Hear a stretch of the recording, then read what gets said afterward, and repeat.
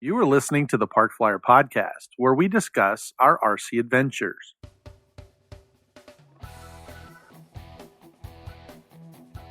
Welcome to the Park Flyer Podcast, where we discuss the ups and downs of the new RC Flyer. Join your hosts, Michael and Jay, as they take flight at the park. Now on with the show. Hey everybody, welcome to the Park Flyer Podcast. I'm Michael from Arizona, and with me always, my good friend Shannon G and Mesa AZ. And we would like to welcome to the show Scott Hey, Berryman. I'm Scott Berryman, a.k.a. call sign Stickerus. Icarus flew too high, Stickerus flew too low. That is correct. And I'm just getting back into the hobby. Oh, perfect. We are at Warbirds and Classics here in wonderful Phoenix, Arizona. And Shannon and I are able to come out, and Scott flew out from Boulder, Colorado, and to join us here. And this is day three, basically, day three. First day, Thursday, we kind of came in, and things were okay. We all got set up and kind of found each other and grabbed a table and kind of got a couple flights in. Yesterday, however, not so good. Yesterday was a little rough. Yeah, it was rough. Cold and wet and rainy and Not as rough as 5 feet of snow where I live. That's You're true. right. Yeah, You're absolutely right. it does have a lot of snow.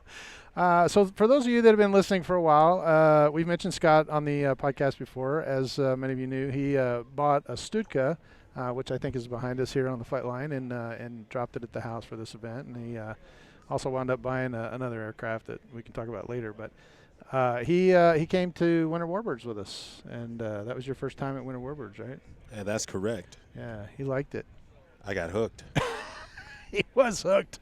I think, he's been buying airplanes faster than I can put them together, I think. So, but anyway, Scott's been flying pretty much every day since you've been home from Winter Warbirds. Yeah, absolutely. Yeah. So he was excited. We were excited to have him out, and many of you know Harry Middleton. He came out from California as well and brought a couple of his airplanes. So going home with one less. yeah, going home with one less. His unfortunately his P-51 did not do so well. He had a dead stick, and it kind of landed out in the desert. So, however, this has been day three has been a beautiful day. As a matter of fact, you can probably see it from behind us. A few clouds have rolled in, but it's 3 o'clock in the afternoon. We finally decided to kind of sit down and talk a little bit about the event. But it's been a beautiful sunny day, and it's kind of warm, and we're all kind of got out of our hoodies. And, Yeah. but it's been a great event. 100 pilots so far, I think, is what he said was. I don't see 100 pilots here, but I guess they are.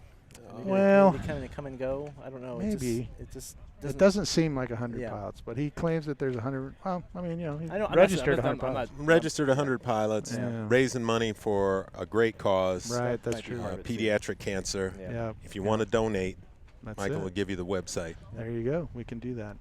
But anyway, it's been a great event so far. Amazing airplanes. Oh my gosh, it's like AEF on steroids. Yes, it really For is. those of you that are regular listeners, and that's our kind of our signature event. But Yeah. it's nice to come out and do something that's even a little bit bigger in scale and grandeur. for sure. Absolutely, yeah. It's crazy. So some of the really nice airplanes that you've seen so far, Scott, what are you really impressed with out here? What's the German one that has the propeller in the front and in the back of the fuselage? Yeah, that's Dornier 335. Dornier 335. That is. And that aircraft, it's a gas engine stroke in the front, Yep. electric through a shaft, an outrunner Yep. through a shaft, stroking that propeller in It's the a back. hybrid. It's a hybrid. It is a there hybrid. you go. Yeah. Yeah. They get a tax credit for that? They might, yeah. I think that was the whole plan. Yeah. That is amazing. Yep. Well, and it flies truly amazing. It Oh, they're beautiful. literally looks like a lawn dart in the air. I mean, Yep. it's got stubby little wings and this really long nose, but it just flies amazing. Sounds great, too. Sounds fabulous. I don't think anything sounds as great as, for piston planes, that jug Oh, that That P-47. P-47. The 7-cylinder. with the Moki Yeah, yeah. Mhm. and electric start. Yeah, Yep, that's yep. amazing, too. He just Well, hits a all button. mine have electric start too. That's true. Yours do. He just plugs it in and it starts. Yeah. Plugs it in. Sometimes when it shouldn't. I know, right? That's pretty funny. So yeah, we've that's an amazing airplane. We've seen it fly several times, and the pilot's amazing. What about you? You know, it's a toss-up. There's so many great planes here. There are. I'd say the A10, the twin turbine A10 is a showstopper. Yes. The F-104 that was just flying a little while ago. Mm-hmm. The big Waco that's over here on our right. Mhm. 40%? It looks about it. It's got full smoke. It sounds real. It looks real. It's just amazing to see all the planes. There's so many just beautiful planes out here. I mean, you know, Barry's F-18. Well, of course, Barry's F-18 is always always beautiful. a showstopper. Yeah. Showstopper. Yeah. Sea Fury. Sea Fury looked good too. It's hard to just put my finger on one plane because there's just so many beautiful airplanes. Yeah. The ME-163 Comet. That looked amazing up until about 30 minutes ago. Yeah, but so if you don't know, it's kind of a rocket plane that the Germans had in World War II, and one of our local club members, Gary Rowe, he loves the plane. He's got a couple different versions of it, and he was flying it and just came in and it went in and hit the fence, and it's not here anymore. At least it's not in one piece. So It been some metal. Yeah. Or fiberglass or whatever. Yeah. It was really amazing, and he lucked out. So for those of you who don't know, Ali from Horizon Hobbies, he came out again. It was funny. He saw me and he's like, "Hey, long time no see," and I started laughing because he's seen me like 3 times just in the last month. Yeah. He's been to several events, but he came out to the event and he has been incredibly well received and has done an amazing job. He has basically given himself to this event. He has flown so many different people's aircraft.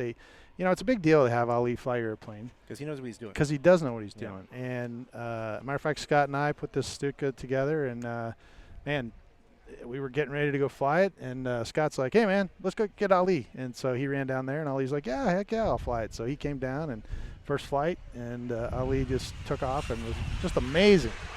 Watch him fly, and he tweaked it and trimmed it and got it all done and said, "Okay, boys, here you go." And he gave us 2 or 3 suggestions, and we flew it today, and it flew fabulous. So it's amazing to watch. He's been flying Brian O'Meara's airplanes, and anyway, the reason I brought him up is because he made in that ME this morning, and we were all standing here. It was bright and early, and the guy put it together, said, "Hey, Ali, will you take a minute before you get too busy?" And he's like, "Yeah, sure." And so it's on a little trolley, right? And he took off, and man, it was cool because he lifted it off the ground, and pitched out, climbed up, and got moving downwind, and the engine quit.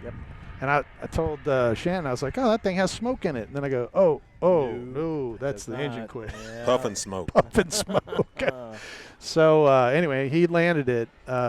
He said dead stick. He turned it around because it was going the wrong way, spun it around, landed right on the center line, and it went about 10 feet and stopped, and not a scratch. Yeah, it was beautiful. So it was amazing. It's so nice to have somebody that can do that, especially when you're flying someone else fly your airplane. Right. You can trust them to do that. Yeah. I mean, the skill set's incredible. Oh, yeah. He was flying the A10 yesterday. Yeah. Oh, my gosh. And one of the mains, the right main, didn't come down. Did not come down. He worked his magic, and it came down eventually. He worked through the problem. Yep.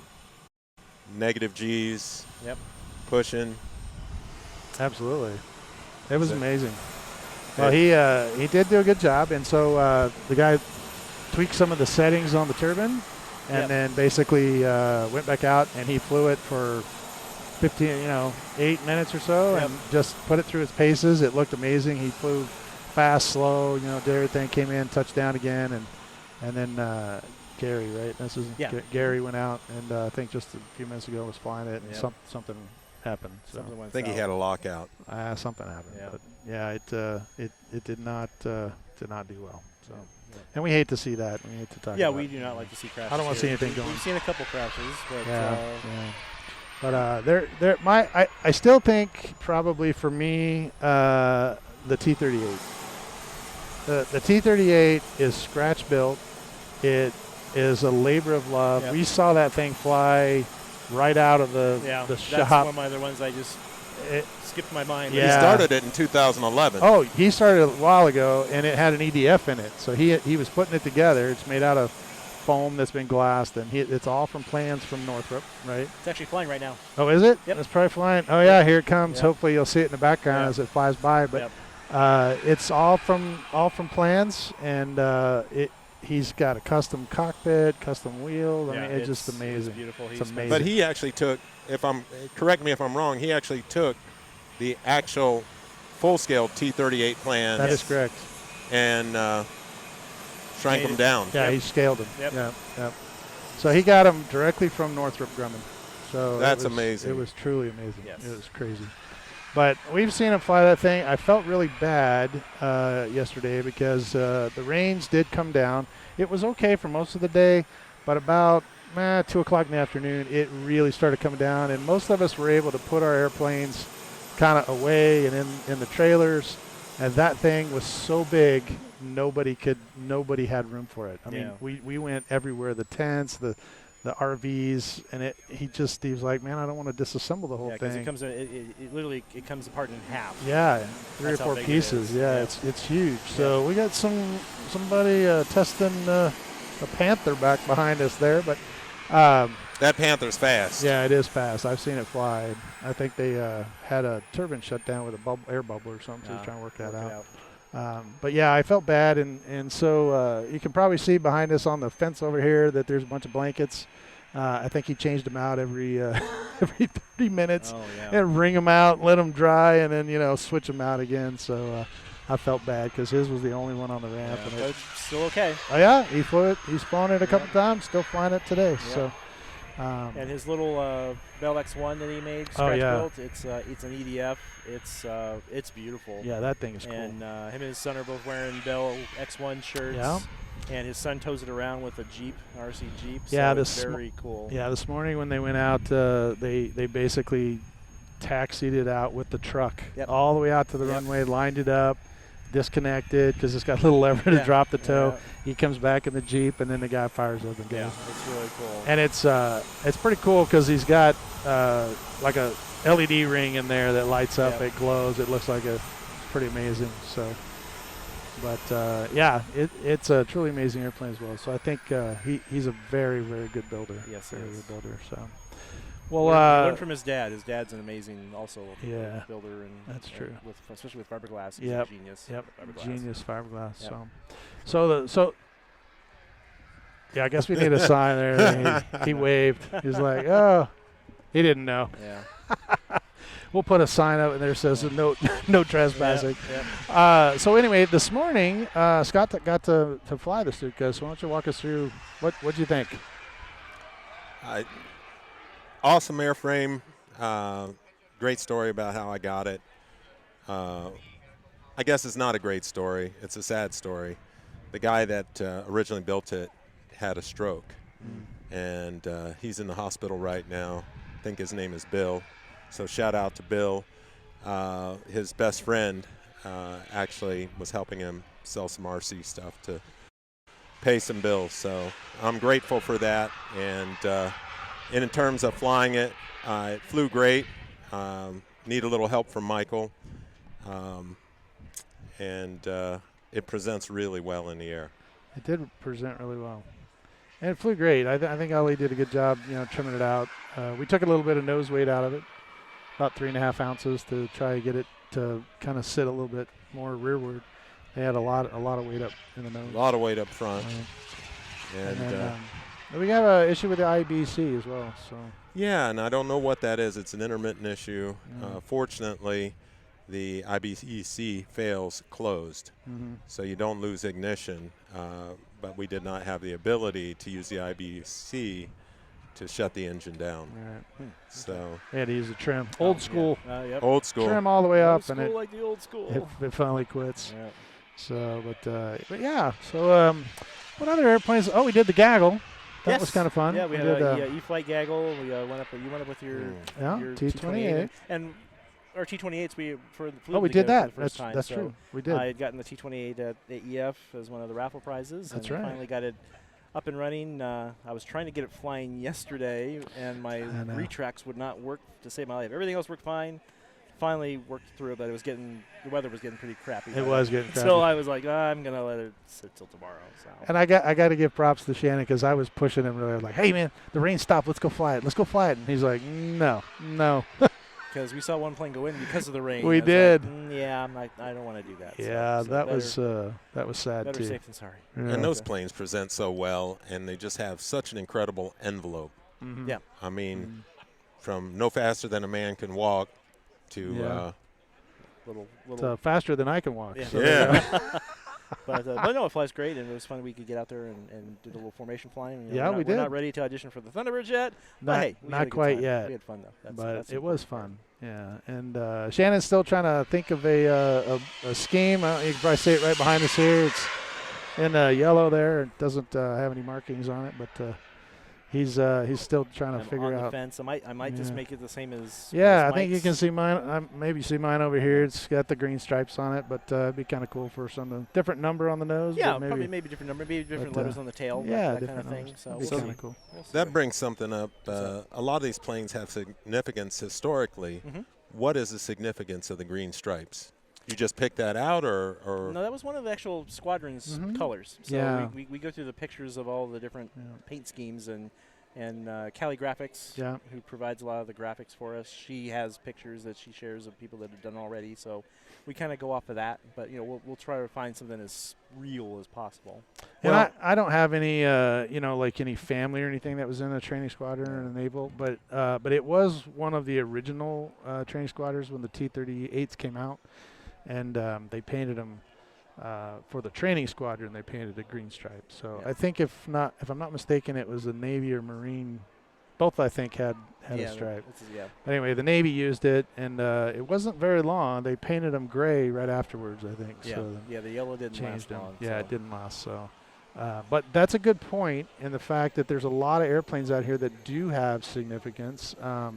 There's a guy that has that OV-10 that his name escapes me. This guy built an OV-10 that he flew in Vietnam. wow. And it's everything on it is exactly the same as what he flew in Vietnam. All the insignia, the sticker, the paint, everything, it's exactly the same. So you're right. A lot of guys, labor of love, they put together an airplane and that, something may have it. I will tell you that John Gearhart does an incredible amount of research when he starts a new scratch-built airplane. His what is it? F8 Corsair. No, A7. A7 Corsair, right? A7, right. His A7, he did a whole bunch of research, and he actually knew a guy that flew it, and he got pictures and the whole deal, and scratch built that one. And then I did some the Felix the Cat graphics. I did some of those for his paint on the other airplane that he was doing, and the Demon, I think it's an F9 Demon, and that one was having some issues because it was all carbon fiber and the electronics were not working quite the way we wanted. And a lot of the guys if they compete in scale, they have to model it as closely as possible to a real aircraft. So they will do that to best match it. Brian O'Mara's P-40, it has the Flying Tiger. And the P-40s were used in Burma going over to China, flying over the hump. And that was Chenault. And the A-10 was allowed to have the same Flying Tiger marking on cool. it. And the gentleman that flew the P-40 is the same gentleman that sentenced Charles Manson. Oh, my gosh. No kidding. So, crazy history. Yeah, that is history. There we go. Crazy history. Wow, I would have known. I did not know. Me neither. Wow. But, that's one of the big things about being out here. It's community, it's family. Everybody is looking to share, help. You need something. It just strikes me as, I feel like I'm home. Yeah. Yep. I just met you, Winter Warbirds, and now he's already on the podcast. Now Exactly. and feel like I know you. But that's funny. There's nothing better than this. Yeah. Well, I have to tell you that I've known Scott for an incredibly long time. We do work together, and Scott has the unique ability to just make everyone his friend. Don't doubt that. I was laughing at him because Vic is here, and Vic scratch builds a lot of airplanes, and I just bought that Bearcat, which we have a couple here, and so I was asking about it. And I was talking, and I said, yeah, Vic's down there. And next thing I know, Scott's like, hey, Mike, come meet Vic. And it's like they're long-lost friends, And I'm like, dude, I met this guy like 5 times. And already Scott has his number, They're exchanging emails. So Scott's a wonderful guy to be around. I've like I said, known him for a long time. He's a really good friend. So, but we are so happy to have him out here, and this is the second event. I think you're getting hooked. You'll have to come out for the Electric Fest. I'm hooked. He is hooked. In fact, they have some planes out here for sale. Yeah, he's been trying to unfold his wallet once or twice. Yeah, okay. That F-18's calling your name now. I know, right? Ooh. Dave's got an F-18 for sale, and Barry keeps pushing me towards that one too. But I keep. Actually, it does come with the turbine for that price. Does it? Because it's listed on Facebook Marketplace. I just saw it. Well, but I think he's a Jet Cat or something in there. I think. Yeah. That's wrong, and you're a Sweetwin. I am a Sweetwin guy. Yeah. Nothing wrong with the Jet Cat. No. I didn't say there was anything wrong. Sweetwin's local, so I mean it's a lot easier for me to get it worked on. With the Jet Cat, you got to send it off. Same with the, a couple of other turbines that I've used. I have, a couple of the other types, but it just, it's expensive to insure that thing when it goes. Yep. It's an expensive piece of equipment just to drop in the mail. And it takes time. It does take time.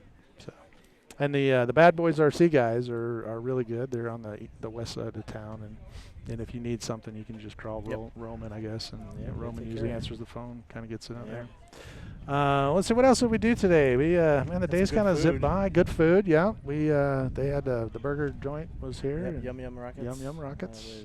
I encourage you to try them out if you ever see them at a food truck show or something. Yeah, that's true. true. I'm sure they do that, but they got incredible burgers. Trying to think what else. Yeah, there's just all the flying, just nonstop flying. Yeah. And just talking to people, and people come by and ask us questions, and and talk about airplanes. That's what I love about this hobby. And I got my obligatory afternoon nap. That's true. That was funny. I wasn't gonna tell anybody, but we'll have to show that picture when Jay does the edit. I'll send it to him. But I was helping who's the Stuka guy? Ken. Kim. Yeah, Kim has a little bit larger Stuka than what you brought. It's just slightly larger, maybe. Size does matter. Oh, okay. I don't know. Anyway, he took off yesterday, and it kind of rolled over on him, and it kind of busted the tail off. Oh. And so as a result, we basically he got it fixed, and today he was going to remake it. So Scott was helping him yesterday, and he's like, "Oh, go talk to Mike," So I kind of went out there and helped him, but I came back from that, right? So we kind of helped him, got it around, trimmed up the whole thing, and we came back, and Shannon is taking his afternoon nap. So I was like, oh man, Shannon is comfortable, because he was, these chairs are pretty comfortable, in case you were wondering. Amazon has them, but they're nice. And so I grabbed my phone and took a picture of me, and I was pointing at Shannon. I said, some people are really comfortable at this event. Oh, the sound of airplanes flying and the clouds. Oh yeah, and the sun. I'm home. Just like you were saying, it's like home. Yeah, it's like home. Yeah. I was watching Ali. I mean, he was flying nonstop. In fact, he travels with a thumb masseur, somebody that massages his thumbs because he's flying that much. But one of the really interesting things about coming to this event is sometimes they bring unreleased product from Horizon. Yeah. And he was, can I say? Yeah. Oh, yeah, he was flying a Super Decathlon. Yep. That, what was the size, would you say? It's just a little bigger than a UMX. I'd probably say. It's like a 8 scale. 8. Yeah. Amazing.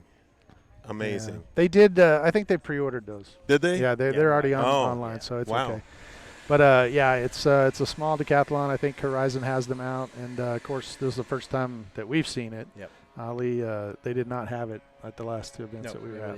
Just came it was out just coming out. They were releasing the pre-orders. But and then I was teasing them about the mini Draco. Yes, that just came out as well. The little Draco. So that's the UMX. That's the UMX. You can hang it from the mirror of your car. Yes, you can. It is very tough. It's very tiny, but very capable. Yes, it is. Yeah. It's a capable. It was funny because I had when we did this gaggle for all of the E-Flight stuff. We went out there, and of course Shannon had the F4 EDF, and I had the T-28 Trojan, and then John Gerhardt came out with that little Draco, and I said, hey, you want to hang that in? You want to put that inside mine and have it fly around, or you just actually going to fly tow it around? Yeah, because it was so tiny, but it's so fast, and it just it's crazy, crazy fun to watch. It was hard for me to fly and watch John fly the Draco at the same time. Yeah. And he's flying it the wrong way. Yes, half and the he's time flying too, it the wrong so I was way. like, okay, we gotta make sure we don't. Because he's like flying in this little circle because he can't. The wind is kind of howling if you can't hear it, and he didn't want to get too far away, so he's kind of flying really tight circles. And every time we'd come downwind, he'd be coming the other direction to try to catch us. So it was pretty funny. But well, that brings up another thing with the weather. I'm used to at my field in Boulder, Colorado. Everybody's a fair weather flyer. Mm-hmm. Out here, people are flying in everything. That's true.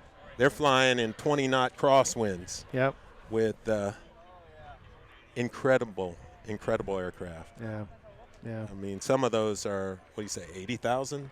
There's a couple here that There's are a up in few, that range. topping out there. That's some rarefied air. Yes, it is. Yeah. I can't breathe up there. We're not in that income bracket. Well, No. Shannon might be, but we're not. We're definitely not. Far from it.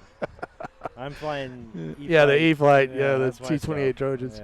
Yeah. But you are correct that it's kind of one of those weird things in Arizona. Looking back, being a member of this club, and the amount of talent that actually exists here. We have several, world champions that are here, and the weather changes. Sometime it'll be. I mean, how many runway changes have we had just today? It's been at least 4 or 5. At least. And so the wind runs this way or that way, or sometimes it's 90 degrees, and it's it's kind of gusty, and you just kind of get used to it. Yeah. And if you came out to fly, you'd literally have about 30 minutes, and then you'd never fly. You only have that 30-minute window, and then the wind starts kicking up, and the heat and the bumps and everything else. So you kind of get used to it, and then eventually it just becomes second nature. And then back again to me being new or being reintroduced to this, the gyros. Yes. Demon Cortex, AS3X. Right. I don't know how many of the listeners are familiar, but you explain a little bit about the stability and.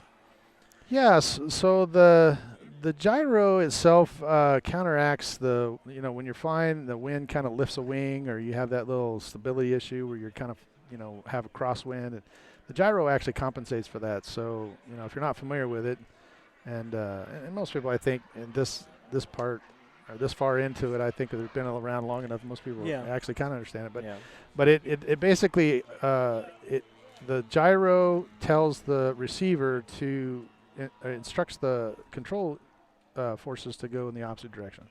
So if the wind blew this wing up, it automatically corrects to a level flight. Yeah, it's locked in and stabilized, so it wants to return to the wings level attitude. Correct. Right. Yeah. Or if you're in a maneuver, it'll keep it in that same maneuver, bank or whatever. It won't flip flop back and forth. And those adjustments are wide enough that you can say, okay, I want it to do a lot of it, or I don't want it to do as much. And so, it's called a stick priority, but if you go all the way out to the outside, then it releases the gyro of any responsibility, and you're doing it all. And as you come back to the center, it relatches into the gyro.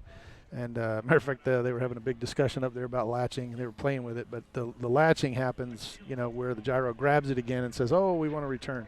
So sometimes if the latching is too far or too broad, then it will grab the airplane and slam it back to the wings level, and it does this kind of it does one of those numbers.